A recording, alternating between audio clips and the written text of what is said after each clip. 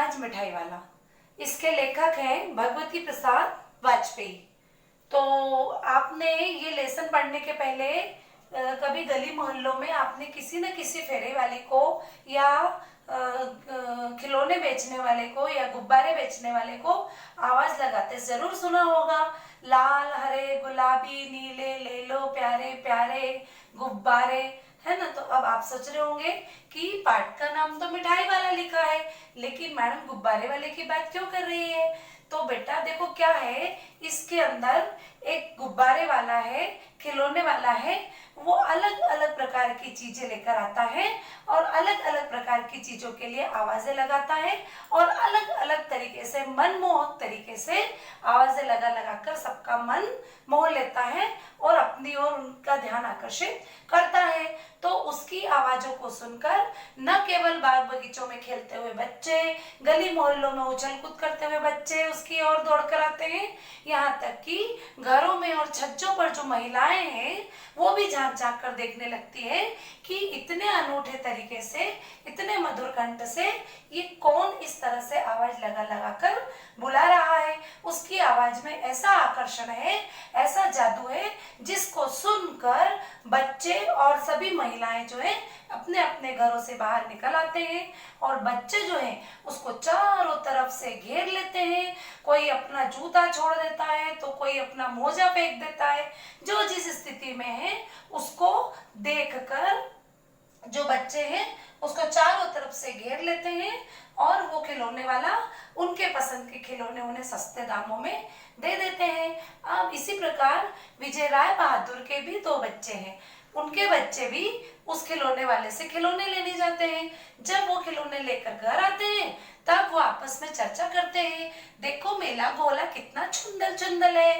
तो इस तरह से, और देखो मेला भी छुंदल छुंदल है, ऐसे तुतली तुतली भाषा में बात करते हैं। तो उनकी माँ रोहिणी जो है उन दोनों के वार्तालाप को सुनती है। वो पूछती है कि ये कहाँ से लाए, तो बोले खिलौने वाले से। कितने में लाए, 2 पैसे में। तब वो सोचने लगती है भला 2 पैसे में भी कोई खिलौने देता है, पर लेकिन वो अपने काम में इतनी व्यस्त रहती है कि उसे ये सब सोचने के लिए समय ही नहीं है और वह सोचती है कि चलो जाने दो। इस प्रकार खिलौने वाला जो है वो बच्चों के दिलों पर राज करता है।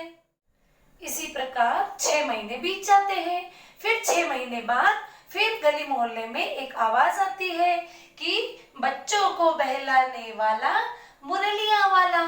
तो उसकी मुरली के चर्चे गली गली में होने लगते हैं और 2-4 दिन में तो वो पूरे नगर में प्रसिद्ध हो जाता है।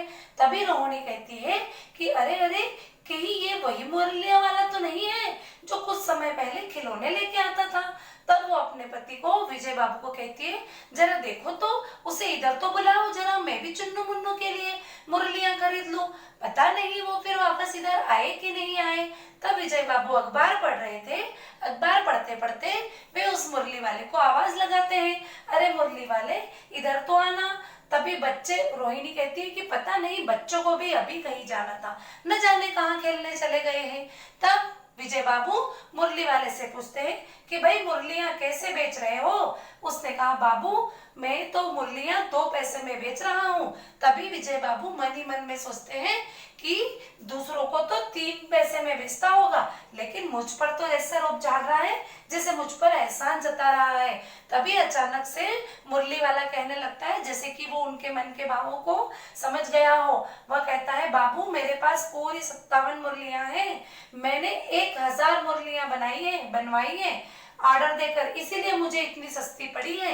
वैसे बाहर तो सब दूर इसकी कीमत 2 पैसे ही है, लेकिन बेचते तो सब महंगी ही है। और ये तो वैसे भी ग्राहकों का दस्तूर है कि कितनी भी सस्ती बेचो, ग्राहकों को ऐसा लगता है कि महंगी ही बेच रहे हैं। कभी कभी हम और आप भी ऐसे करते हैं ना, कोई चीज हमें पसंद आ जाती है तो हम बार्गेनिंग करते हैं, भैया ठीक ठीक लगा लो ना, ये इतने में दे दो ना, क्योंकि हम लोगों की जनरली आदत होती है। इस प्रकार उसने कहा कि चलो चलो ठीक है, 2 ठोक मुरली दे दो। उन्होंने 2 मुरलियां खरीदी और अपने वापस अंदर घर में चले गए।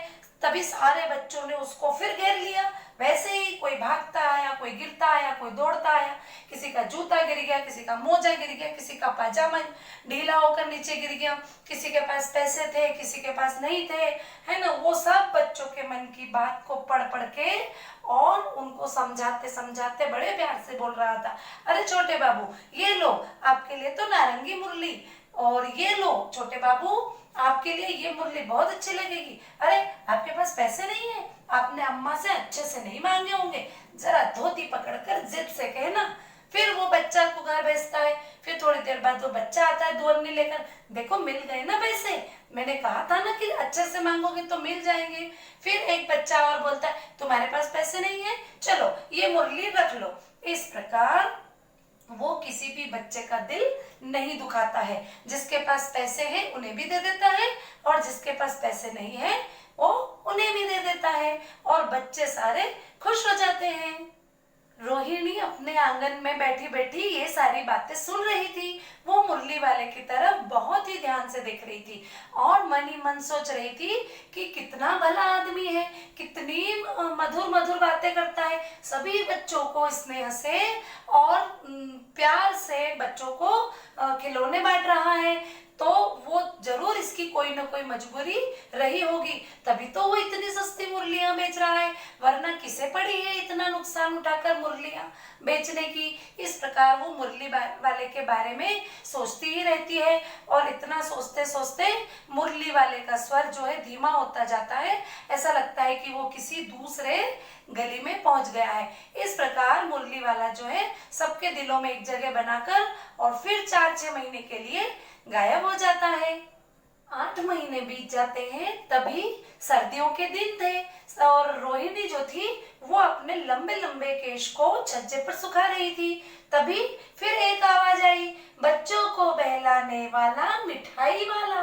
तभी रोहिणी की आवाज में वो कान परिचित से सुनाई दी। उसको एकदम से लगा कि निश्चित ये आवाज तो मैंने पहले कहीं सुनी है।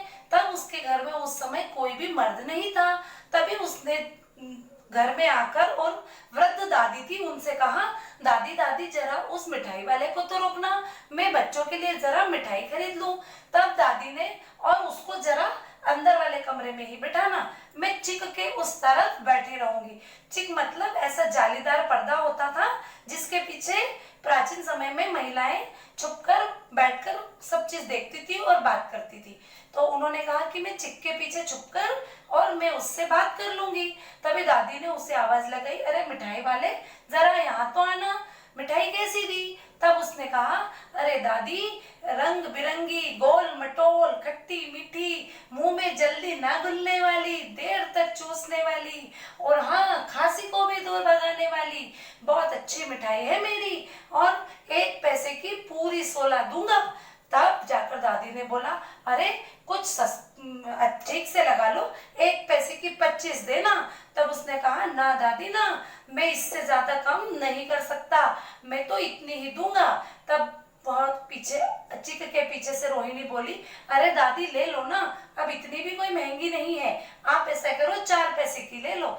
तब दादी ने अपने पोपले पोपले बूढ़े बूढ़े मुंह से बोला, अरे 20 तो दे दो, 1 पैसे की 20 तो दे दो। तब वो खुद ही अपने पोपले मुंह से निकली आवाज पर दादी हंस पड़ी और कहने लगी कि चलो ठीक है, मैं तो ठहरी बुजुर्ग, मुझे तो कुछ ज्यादा मोल भाव आता नहीं। तभी रोहिणी ने चिक के पीछे से दादी से कहा कि दादी जरा इनसे पूछो कि क्या इस शहर में पहली बार आए हो।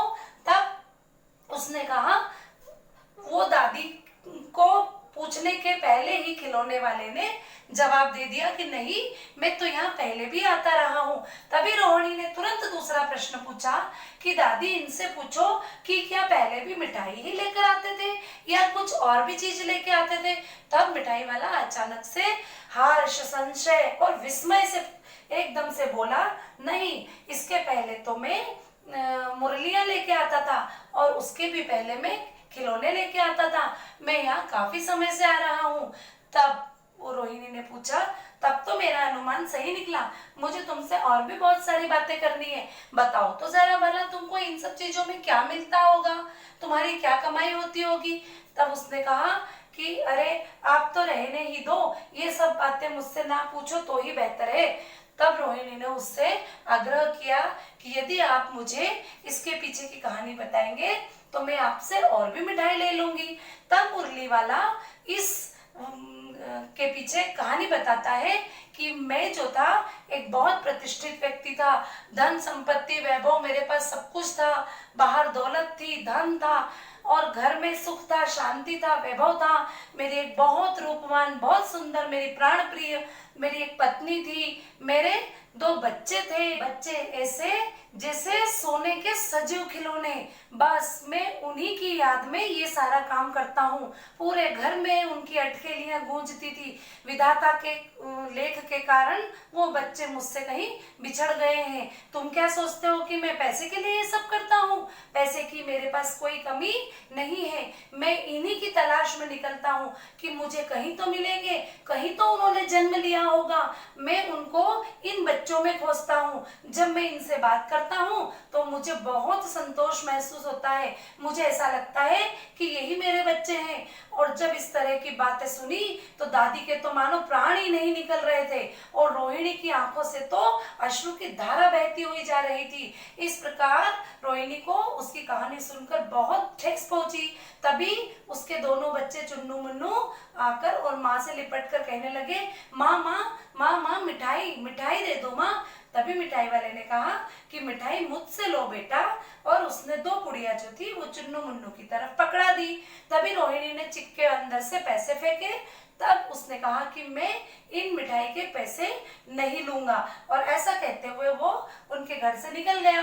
दादी पीछे से आवाज लगाती रह गई, अरे पैसे तो लेते जाओ, पैसे तो लेते जाओ। लेकिन धीरे धीरे जो है वही उसका मुक्त कंठ से मधुर स्वर जो है वो गाता हुआ चला जा रहा था, और दादी और रोहिणी बिल्कुल उसके शब्दों को सुनते हुए और चुपचाप उसको देख रहे थे।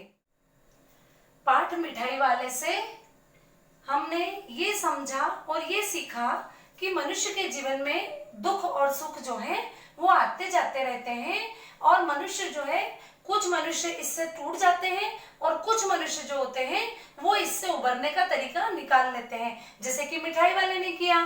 काल की गति ने उससे उसके अपने प्रिय पत्नी और बच्चों को छीन लिया और वे उनसे बिछड़ गए, लेकिन मिठाई वाले ने हार नहीं मानी और उनको ढूंढने का तरीका निकाला। इस प्रकार उसने अपने दुखों पर विजय प्राप्त की और अपने जीने का तरीका बदलकर और उसमें सुख को ढूंढने का प्रयास किया।